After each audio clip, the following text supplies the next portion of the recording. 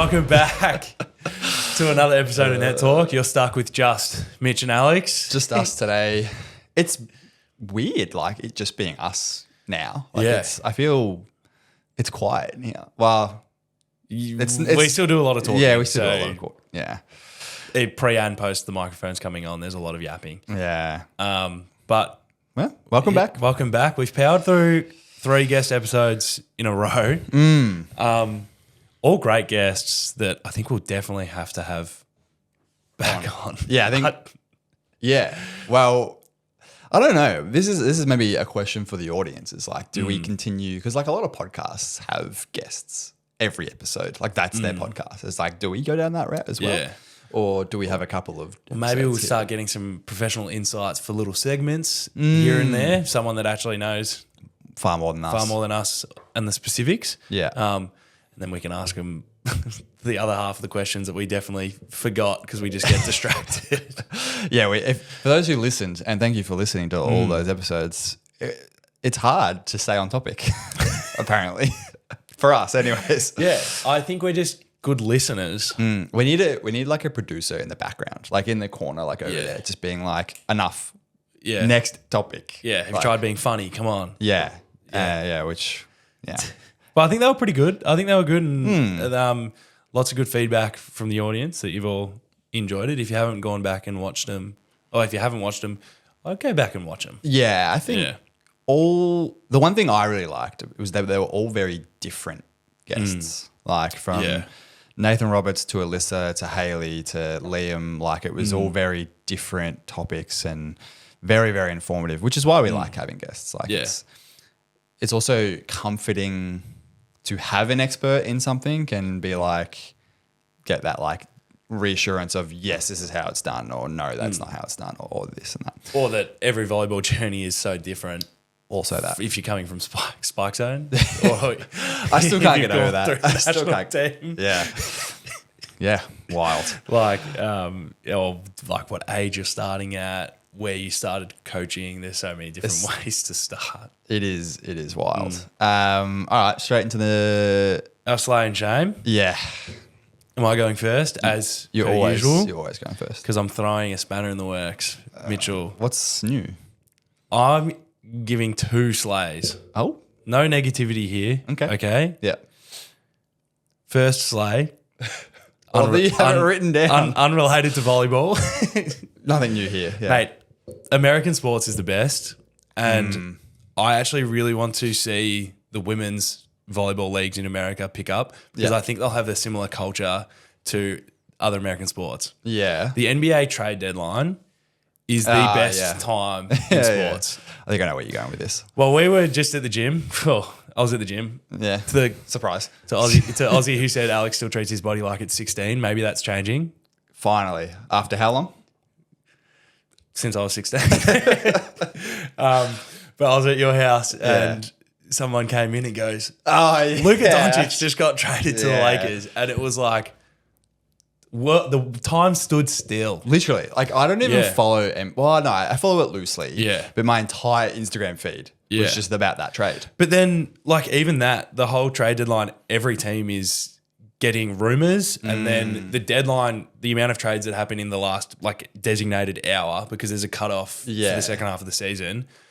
Players are playing mid game, and there's an Instagram video of someone talking to the Miami Heat bench. Yeah, I've seen that. And the fan is going, the trades including Jimmy to Golden State.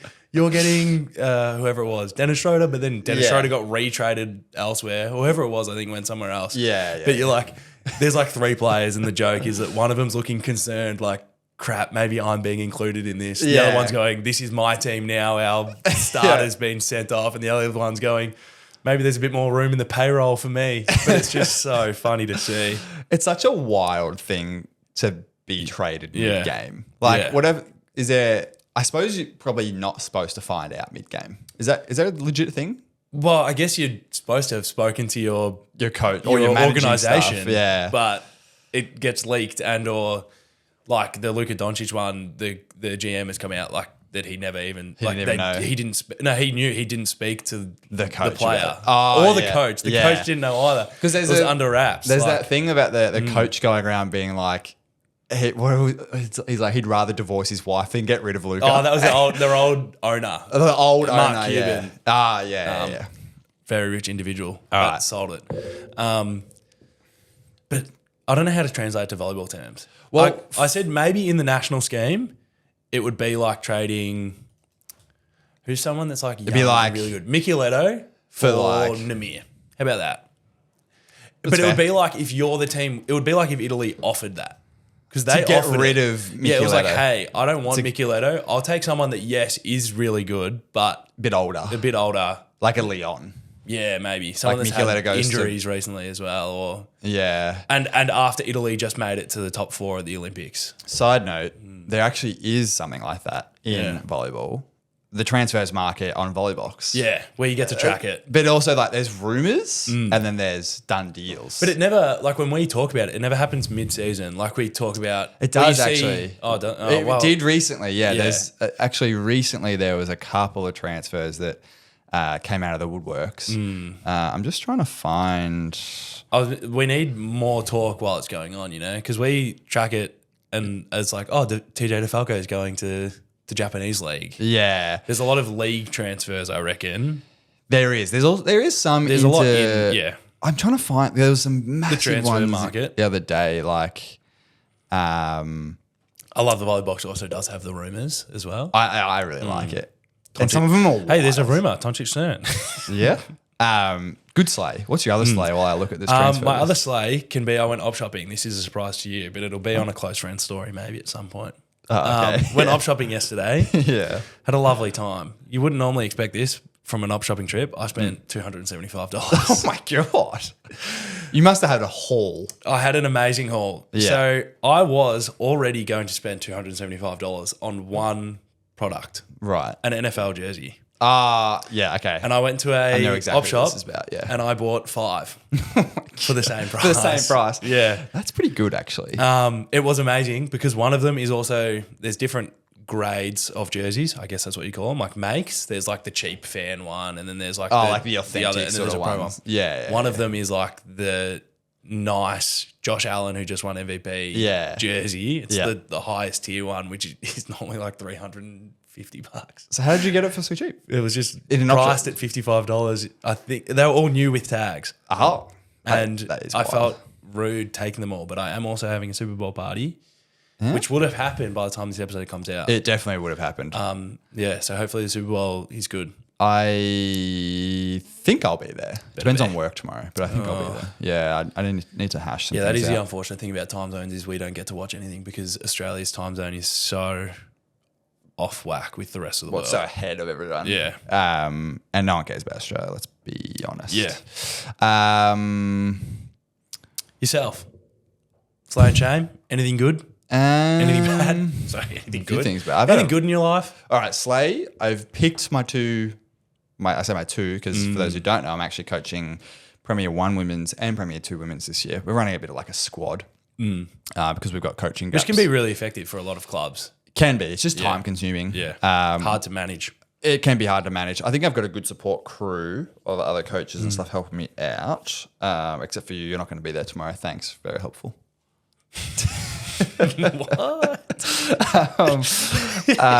Anyways, no. So I'm doing both. I've managed to pick both teams in what I'll say is probably record timing for the club. I don't think either of these Is the record timing before the deadline? Yeah, Just before I reckon- trials finished? I've been coaching at our club for 6 years, and I reckon every single year it goes past the deadline.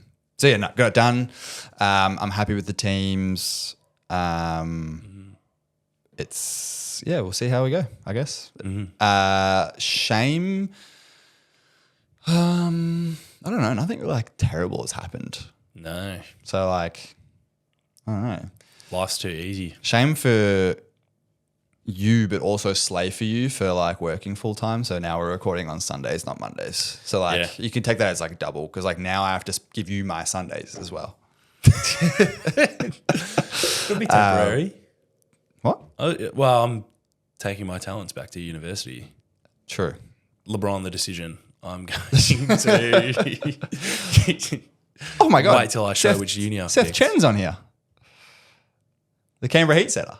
What? From Australia. He's going to the London Giants. Oh, on Volleybox. Sorry, I was confused on what you were still looking like, what are you at. talking about? Like, whoa. Go Seth Chen. I think we played against him both at Warrnambool, I feel like, in that under 23s. No? He's the same age as me. Wait, or is he talking his younger brother? I feel like we played him at AVL then. We must have. Yeah, I've he has definitely played before in the past. He's my age group. He's been around. He also was at Uni Nationals, coached the Western Sydney boys with me. Yes. I was just sitting there and then they went, oh yeah, we actually have our actual, like he has actually seen us play. And I went, oh, okay, he can head coach, don't worry. And then he actually wrote a lineup for him. Someone needs to stop the timer of how long until Alex mentions Western City boys again on the podcast. Does she wait? Maybe that'll be my LeBron the decision is I'm going to Western Sydney. I can't find any of the transfers, but I was watching a video the other day and there's some wild transfers. And I think most of them are rumours, but I'm not too sure. Yeah. It was like, I think Thomas Fornell is going to be playing with Mazursky in the Japanese league, I think. And then there was another one where it was TJ Stain. The volleyball contracts, did they get traded because you're going from different league, or does their contract just end? You have to, I believe you have to wait till they expire, or you can be paid out. Versus like the NBA, you're trading the value of the contract as well. Oh, so it's not quite the interesting bit. But this would be still lovely. All right, into the international. Oh no, local leagues. There's not really anything going on. Big Beach is still going. Yeah, still going. Vic Open next weekend. Day after this comes out. But then otherwise, everyone's in state trials. League selection time. A lot of new clubs looking for new talent, or not necessarily new clubs, just clubs. Promoted clubs. Some promoted clubs, some relegated clubs. It's not really promotion relegation, but it's close enough. No, it's not. Let's keep saying we want. Let's have promotion relegation, please. All right, you want to do the Bundesliga? We're adding the Bundesliga because we can't watch it, but we can track it. So, and seeing as we had Sketch on last ep, we have to talk about the fact that he lost this morning as we're recording right now. We did. Well, you sent him a message. I sent him a message being like, very good funny. luck against a team that is undefeated. The way you said it actually made me laugh so hard. You were like, good luck against Berlin. They're only undefeated and have been for the last 3 years or something like that. Yeah, which is really interesting because we do get to watch the top 2 teams from the Bundesliga in CEV. Yeah. Which is where I have watched Berlin Recycling Volleys, who has an Australian, Nehemiah Mote. Yeah. He didn't play actually this morning. Probably rested. Yeah. But Liam's team, he's pretty solid as well. 8th on the ladder. But it's like you're coming up against Berlin. A pretty darn good team. I'm trying to think about who else is on Berlin's team. I don't know if but it's everyone. They don't still have. Oh, they have that French pass hitter. What's his name? Oh my god, I'm blanking out. They have Moritz Reichart, the German pass hitter. Yeah, and Tig is their setter. Sorry, Johannes Tilly.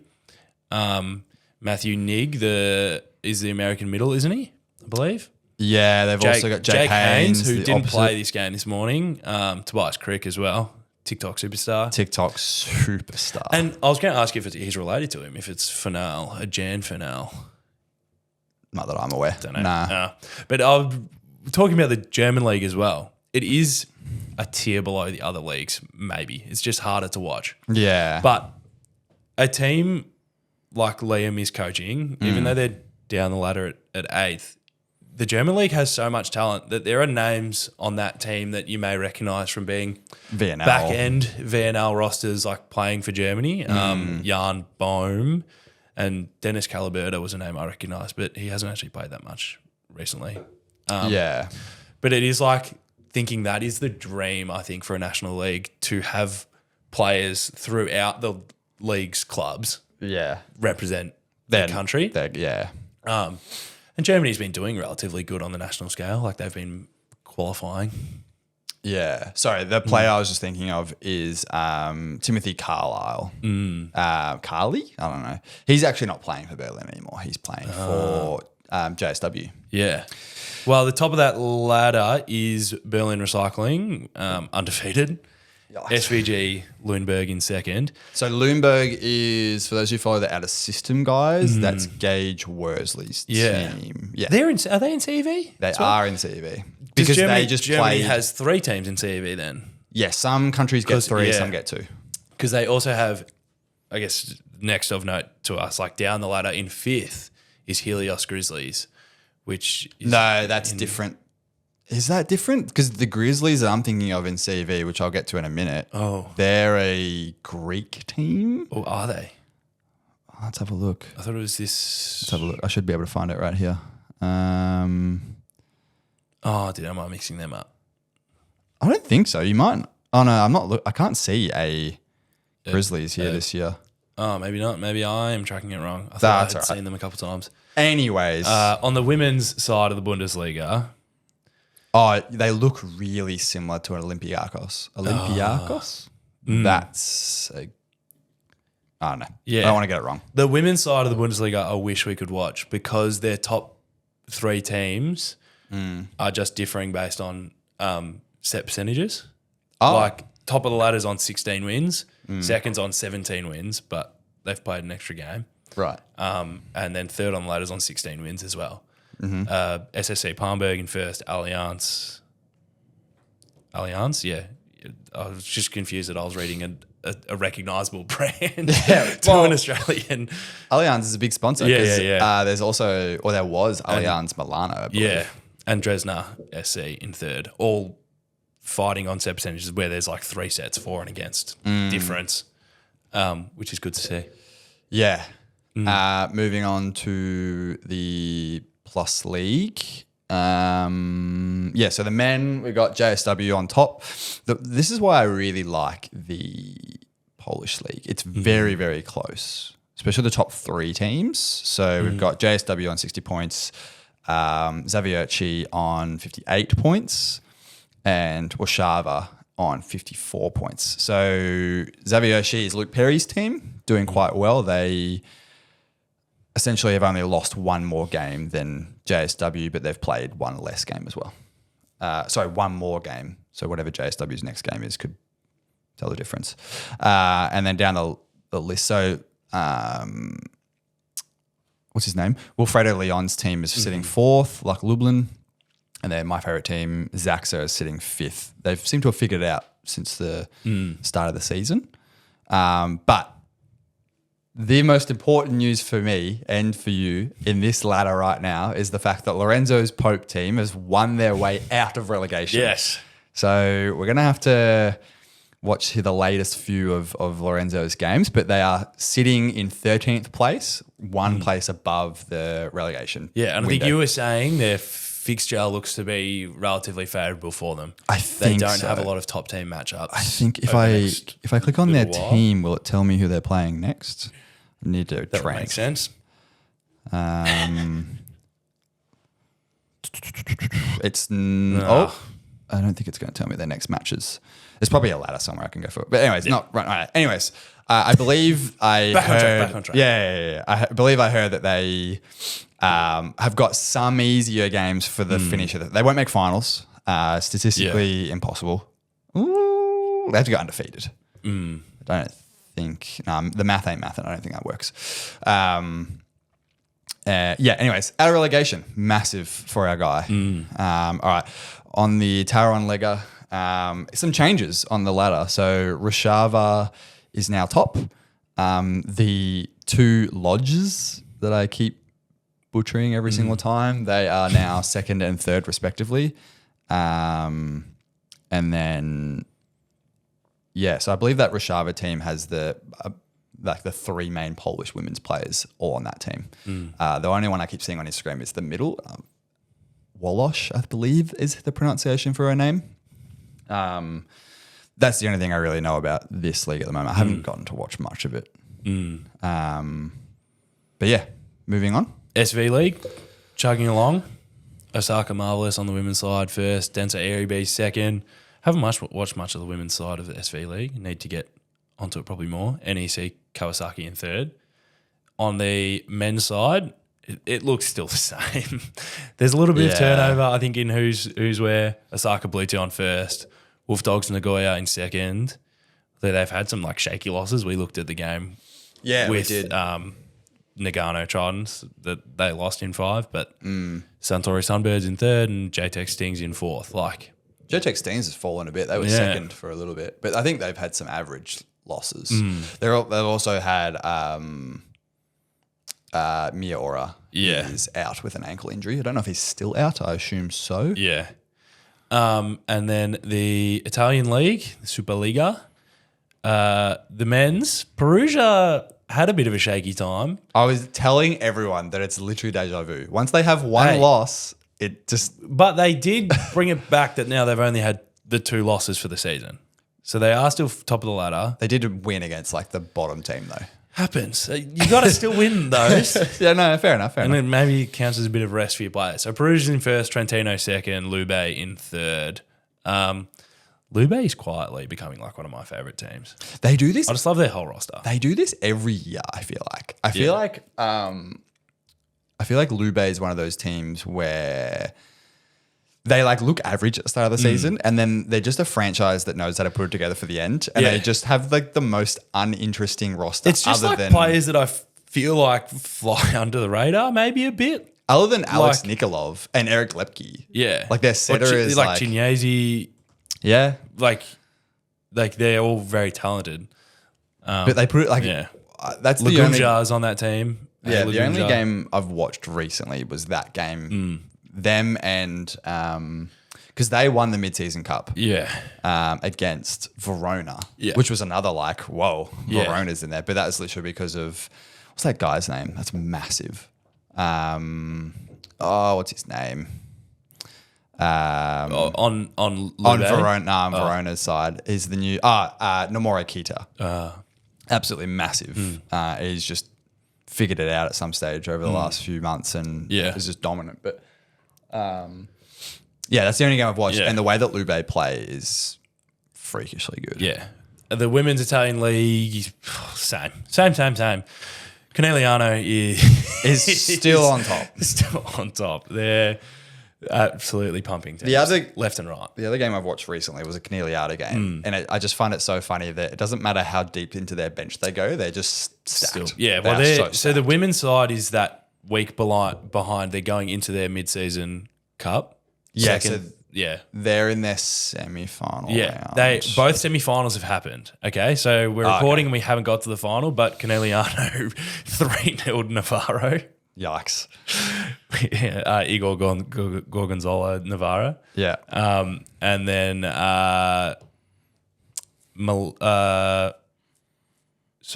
they're playing Milan. Numia True Volley Milan. Yeah. I think they're the second. Yeah, Gonu and Dinesi. Yeah.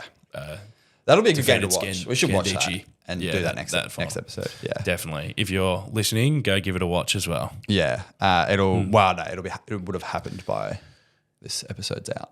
Yeah, so go back and watch it. Good point. Before the next step. Good point.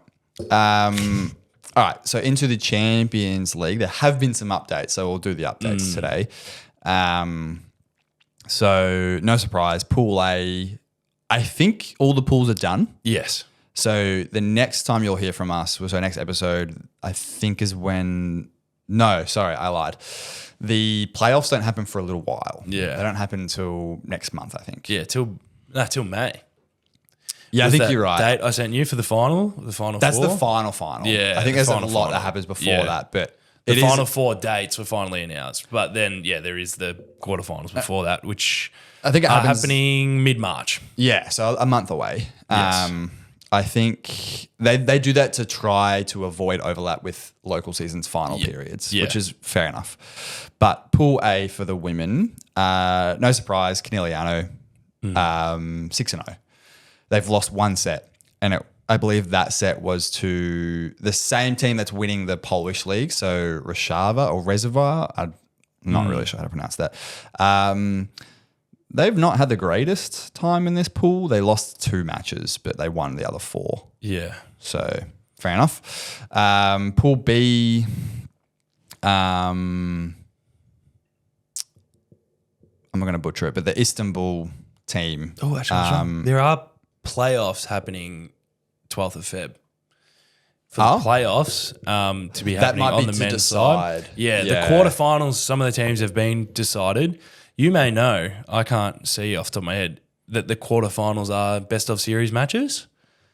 Because they have listed... They do 2 and then it's golden set. Yeah, they have Volley playing Perugia, like already locked in twice. So that must have happened. I think a few others. Oh, that's on the men's side. Yeah, we'll get to that. And then nothing exciting there. That Istanbul pool is fairly boring, I think. There's 6-0. Pool C, Vakif Bank, the other Turkish team, a lot of Turkish teams in here. And then the Volley Milano. So Vakif Bank won this pool. They're on the same win-loss, so 5-1. Yeah. Vakif Bank just get ahead with literally an extra set over Volley, which is pretty advantageous. It gets them straight into the quarterfinals rather than the playoff. And then another Turkish team on the top here. Fenerbahce is in Pool D. They smashed this pool 6-0. Another Polish team here, Lodz, is second with 4-2, and everyone else. So everyone else doesn't make it. I think they do lucky thirds or highest rank. Yeah, they do the playoffs before the quarterfinals, so some get straight through. But the women's side has actually done some of their playoffs. I'm on their site. Oh, okay. Bloody hell, there's so many pools. Pool E, Scandici smashed this pool, and then Allianz MTV that's the German team. They went 3-3 and just scraped into second place. Surely I can go and have a look at the playoffs. Yeah, I've got them up. Nice. They're here. So some of them have happened. Like Lodz beat Trent Obernac, which has already happened, but they've only done the first half of the two matches. Yeah. There's still a few here. Yeah, there's still a few on the women's side to happen, but like Volley didn't get straight through to quarters. I think you said that they were top. So the quarterfinals, some of those matchups are there because it'll be interesting. I think I'll definitely be watching. One of the quarterfinal matches is Vakif Bank versus Fenerbahce. Yeah, I want to watch that as well. And then the next one. So there's 2. Yeah. So there's a home and away. Yeah. And then there's, each one gets... And then the other, they must have been the lowest ranked because the other teams that are straight through to quarterfinals are waiting for their matchup of the winner of the playoffs. Yeah. For those final Someone spots. had a good table of how the whole thing looks, and I want to go find that somewhere. It might be on the. You know how there's an old website and a new one. I like the look of CV old, but some of the buttons just don't work. Yeah. All right, let's power through the men's. So Pool A, Project Warszawa is 6-0, followed by Berlin Recycling, which is 4-2. So they make it through. Pool B is Volley Monza, which is weird because Monza are like really bad in the Italian league right now. Yeah, well, they're straight through to quarters. Yeah, so do you want to know who they match up against in the quarters? Who? Perugia. Yeah, so they're getting flogged. So that'll be really boring. Zavioche is 6-0 in Pool C, followed by Allianz Milano, who have slowly figured it out. Pool D, Perugia versus Halkbank Ankara, which is... So they had a mid-season transfer of Leal. So pretty decent. They looked pretty average, but now they look really good. That's, if anyone follows the Outer System guys, that's Makamar's team. So he's the setter on that team. And then in Pool E is JSW versus SVG Lundberg. So JSW is like Thomas Fonal and such, and then Lundberg is Gage Worsley. So yeah, interesting. Is there? Surely there's. Well, I think I think you're reading off the wrong matchups because that's the pools, but you play outside of your pool in the playoffs. Yeah, no, like the pools are done. Pools are done. Yeah, that's the top 2 of each pool. But like Lundberg will get to play Berlin Recycling in the playoffs. Yeah. Seeing and Allianz plays Halkbank. Yeah. And then quarterfinals will be winners of those, but the top teams we need to find get that to go straight through. You need to find that bracket or make a bracket, either one. Yeah. So that's the updates. Wow, that took ages. So much. That took half an hour. A lot of volleyball. All right. We didn't even talk about what we're talking about today. I just realized that. Everyone's probably like, What are we listening for? Talking about volleyball. It's a volleyball podcast, isn't that? Yeah. But there's a lot of times we don't talk about volleyball, I feel like. What? My two slaying shames? Yeah. My two slays? Yeah, I was like, Whoops. neither of them were about volleyball. Okay. So what we're actually talking about, so in Melbourne at the moment, Victoria, actually in Australia at the moment, it's preseason for our local leagues. And Alex and I just wanted to go through like what your priorities should maybe be for players and coaches. We'll start with players. Like what do you think? Yeah, like, what to work on when you're in your first trainings as a team. We're assuming now post-selection. For most clubs, it will be. You've had to work probably pretty hard to get selected if you're trialing for a new team. It's always hard unless you have been in the volleyball community a little while. You probably know most connections. You're probably getting invited to clubs. Yeah, which is actually good to see more of within Victoria. That there is more discussion about player roles and talk before just going to a club and hoping and having a horrible year for a year. But I already trialed, so now I've got to stay. You kind of know what to expect based on other players' experiences and whatnot. Yeah. But there is still a lot of differences as a player if you're new to the team. That is always a tough scenario. It is, yeah. I think you're just trying to find your role. Maybe be comfortable being not starting lineup, even if you think you're amazing, because the coach and the players need to get used to having you around. Yeah, I think it's important to say, like, if you're new in the team, buy into the team first before yourself. Like, you and I have been lucky we've been in the same team for an eternity.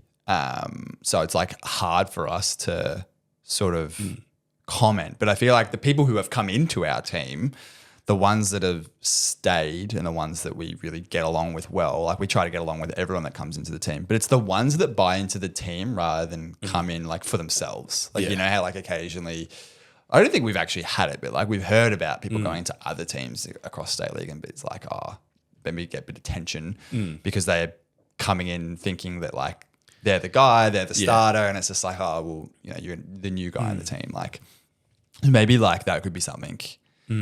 Buy into the team and what the team's about and like learn the people and the coach and the culture and buy into that first. Which is then probably a reflection for returning players. Yeah. I think every year gives returning players a chance to reflect on what that team actually is. Yeah. Because volleyball does have a lot of turnover. Not so much, but you will always be losing one key player, I reckon, every year. Maybe one or two players that have contributed in some way. But that's in Prems. Like in Divs, like we've coached Div, it's so much turnover. So this is even more important if you are a returning player to make the new people feel included and integrated and as I said, buy into the team. But also, find everyone's roles. That's more of a coaching thing, but like... Yeah. Players can make themselves very versatile, and that is something that can't go understated. Players that can do multiple roles and excel at them of, hey, I'm happy to be a middle secondary usage pass hitter. Like that's fine if I play good defense and I work around the block and you can progress out of that very quickly. Yeah. But everyone probably needs, like, no matter where you are, you've got to go through those stages. Yeah. And then like physically as a player, like what do you work on? Like in my head, it's just like, don't go too hard, too fast. I really need to listen to that advice. You load managed 20 minutes into our first training. Yeah, right after that episode with Haley and being like, I haven't had knee pain in years, and then had knee pain in that first training. And I didn't load manage because I'm still 16. No, seriously. But I had a little bit of knee pain, stopped immediately, and then now I'm fine. Which is good. But I literally had knee pain because we were doing a drill which was like blocking, transition, hitting, and it was high load. Yeah. And I probably didn't need to max effort it. I know that sounds weird. Like, don't max effort a drill. It's not about it's more about my physical max effort as opposed to my mental but effort. it doesn't even ring any alarm bells in my head when someone says first training back, I'm not max efforting. If you're working on execution or maybe finding arm swing rotation again, just like timing wise, you might not be max jumping, you might be jumping at 70%. It's because you're just trying to get back into it, feeling where the net is when you're jumping, literally feeling your relationship with the setup.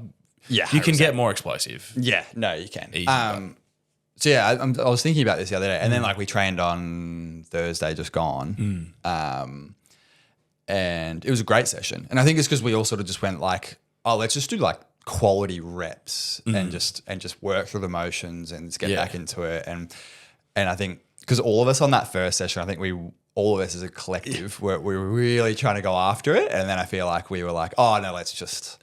Because we played some games. Although I felt so much more explosive even on Thursday. Same. I think it's a lot easier to feel explosive when you get the quality touches and everyone's feeling the same sort of vibe. Yeah. In saying that, it was like 38 degrees. And I thought it was going to be such a nice day. The weather was actually nice outside. Let's not talk about the weather on the podcast. That seems boring. But the stadium was a sauna. It was yuck. I made the joke in the chat that everyone needs to bring towels. And I wasn't kidding because we needed to. Except I didn't. Should have. I really should have. I had 2 shirts. That was fun. So then, like on the flip side of that, like the coach, like you and I both coaching. There's a lot of coaches that listen to this. Mind you, I've realized the other day that there's a lot of international people that listen to this podcast. Most of this applies to Australians because the Australian way that volleyball is quite a bit different to like if you're listening in Europe where you get paid to do this kind of thing. But it might apply to some degree. So I'm not saying don't listen.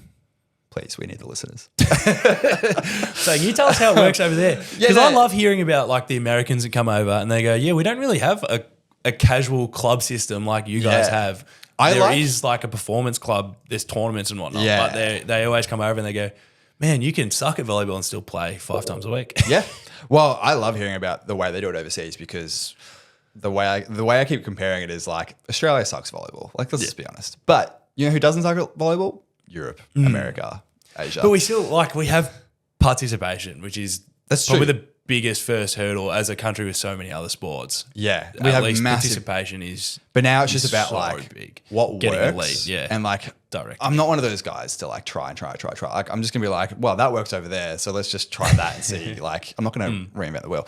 Yeah. Anyways, as a coach, new team, you just picked your team. I've just picked 2 teams. By the time this episode comes out, you would have picked your team. Yeah, I've got one more trial, and I've got a skeleton crew. So, like, what are you doing for the next? Like, we've got Warrnambool, which is our preseason. Well, you're not going to because you're coaching juniors. Juniors don't go to Warrnambool. Yeah. But let's say you got 4 weeks, you got 8 trainings. Like, what are you focusing on as a new coach, new team? Player relationships. I think talking to Liam Sketcher as well. Like, my relationship with players, knowing that, getting them to know that I'm invested in them. Because yes, it is a junior team, which immediately has a barrier a little bit in some of the players' heads of I'm being separated from senior involvement. But I think it's more important they feel valued and invested in, and then also getting them to relate with each other because juniors might have a bigger barrier than others. That like the social component is pretty huge still. Yeah, and they're coming from different schools, different clubs, different previous coaches, different understandings of what's acceptable at training, what's not. It'll probably be that. And passing. Yeah, serve pass. No, just serve pass is so much of the game. Just like setting the foundations of what we need. Hey, you might have been in my team for a couple of years now, or a year.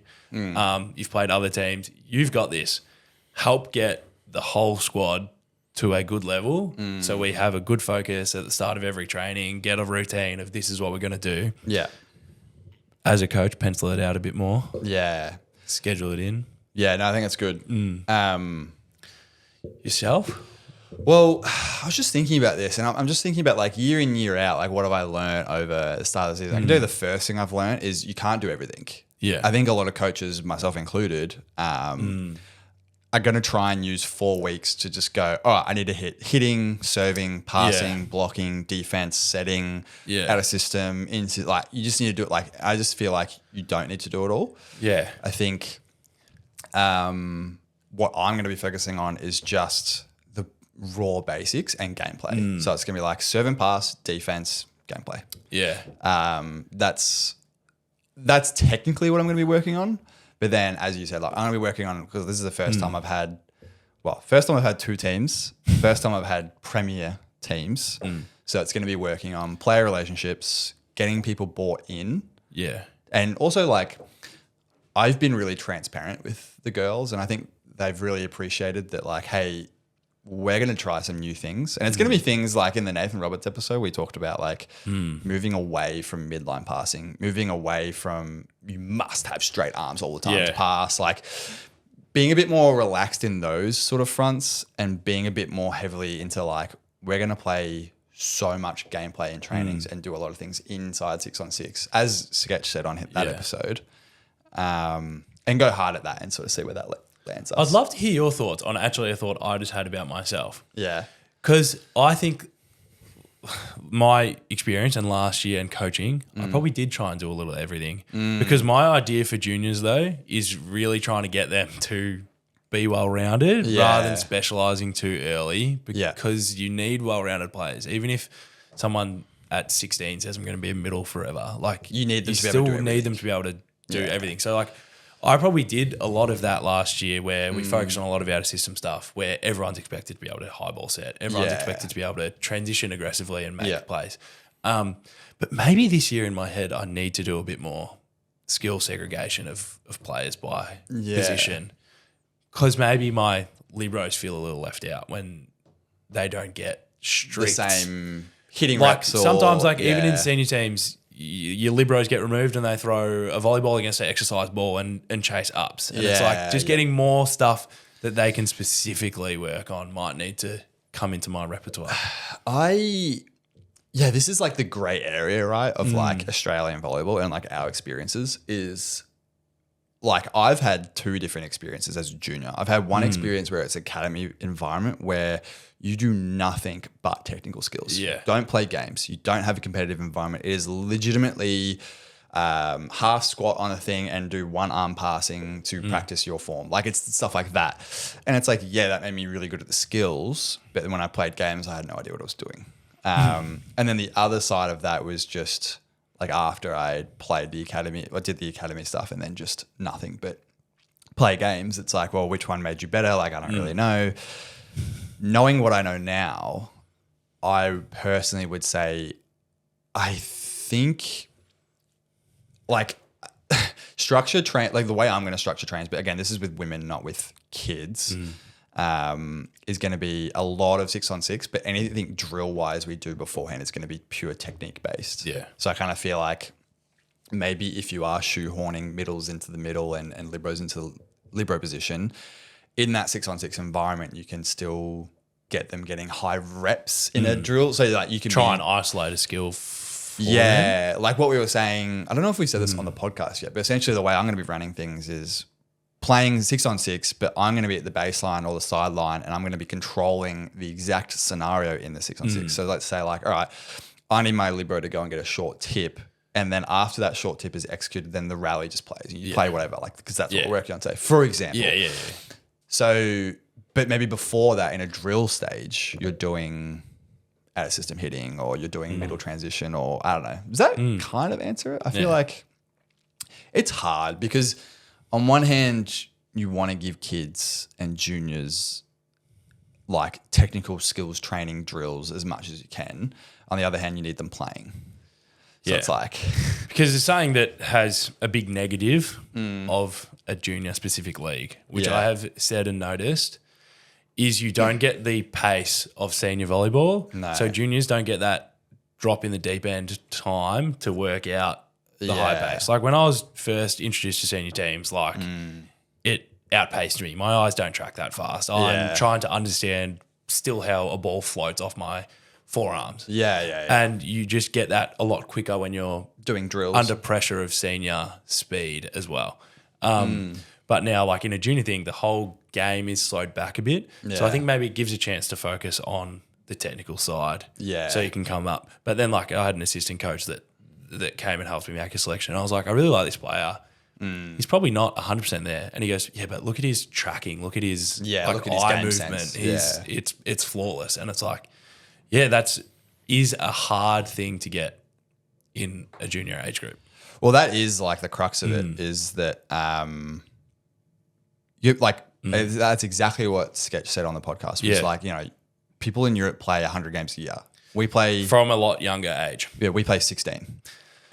And a lot, we play 16 quality. games. Yeah, and of average quality. So it's kind of like learning how to teach in 6-on-6, especially after looking at like a Mark Lebedoux's blog, for example, and then talking to, Nathan, Liam, and even Alyssa when she talked about her experiences over in college. And it's like, you sort of sit there and go, wow, there's a reason why they do basically everything in 6-on-6 because you have to be exposed to 6-on-6.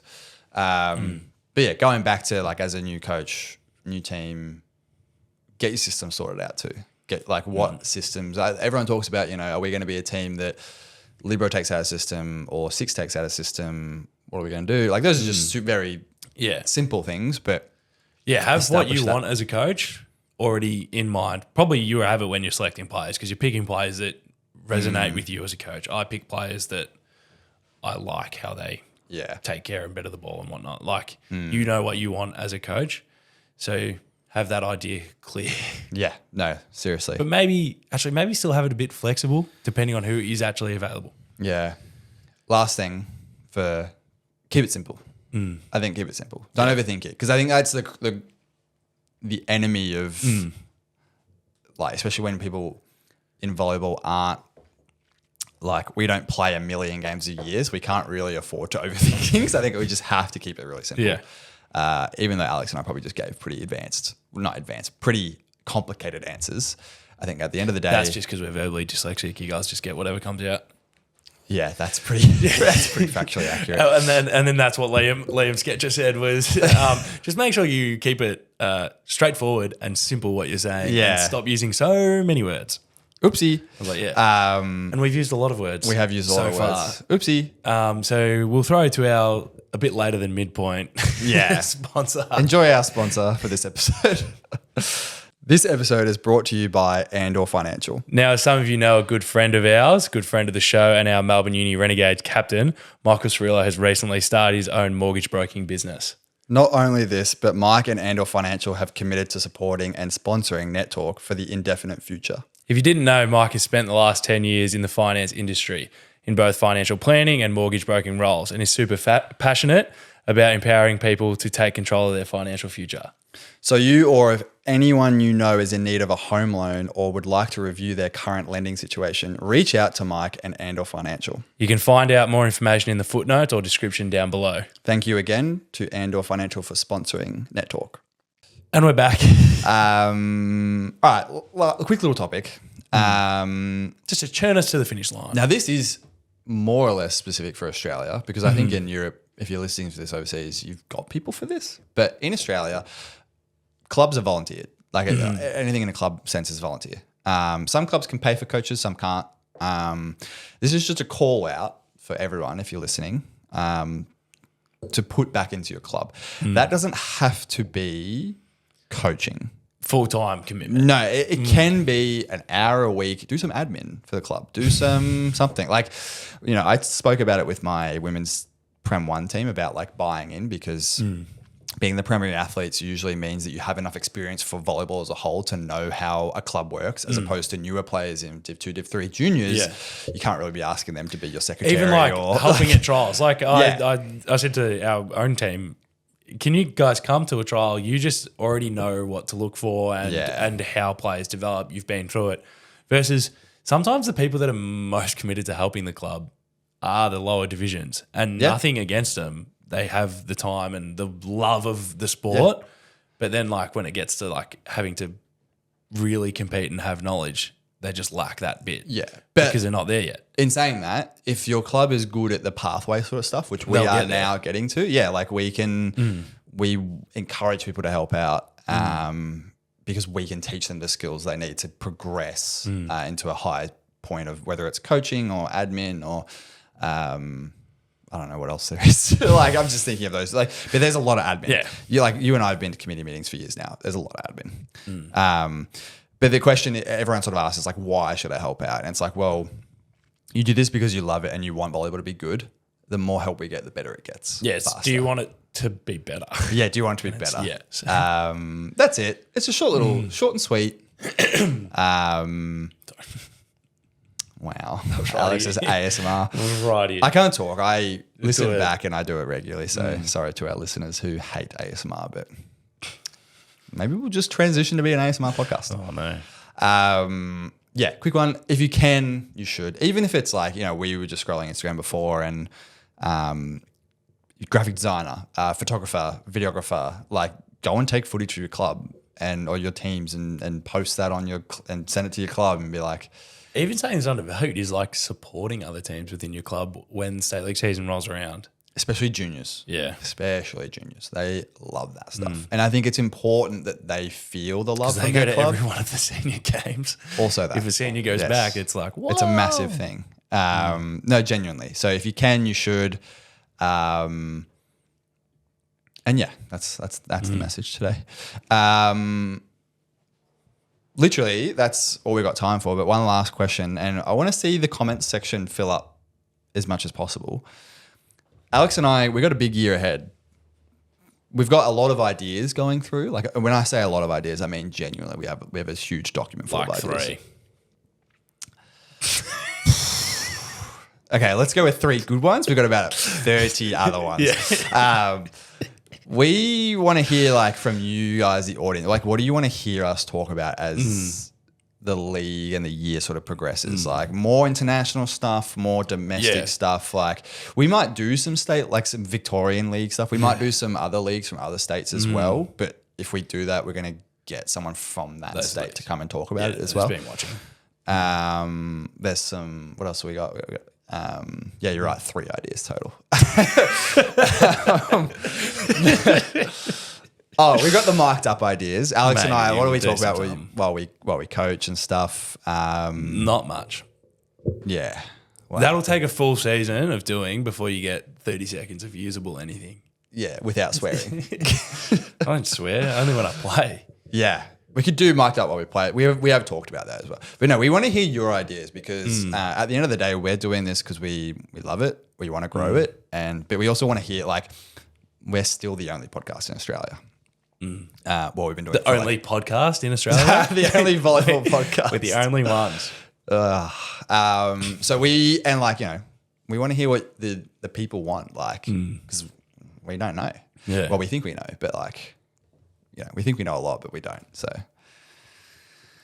anyways, hope you've enjoyed another Yap Fest. Have we gone overtime again? Never have, never will.